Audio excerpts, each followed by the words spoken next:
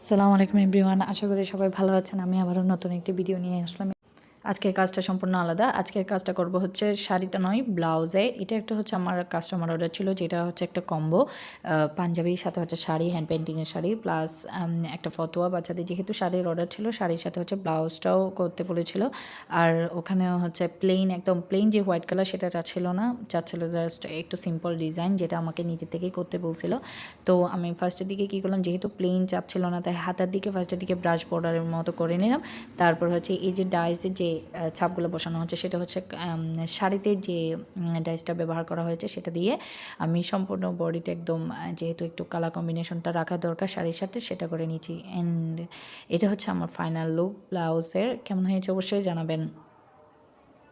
সাথে হচ্ছে আমি ডাইসের ছবিটাও দিয়েছি, যাতে হচ্ছে বুঝতে পারেন কোন ডাইসটা ইউজ করা হয়েছে। এটা সব কাপড়ের সাথে, সব ডিজাইনের সাথে ভালো মানায়। এই পর্যন্ত অনেকগুলোই কাজ করা হয়েছে আমার এই ডাইসটা দিয়ে। দেখুন কি সুন্দর লাগছে ব্লাউজটা সিম্পলের মধ্যে। ভিডিওটি ভালো লাগলে অবশ্যই লাইক, শেয়ার অ্যান্ড সাবস্ক্রাইব করবেন। আর কেমন হয়েছে সেটা অবশ্যই জানাবেন কমেন্টে।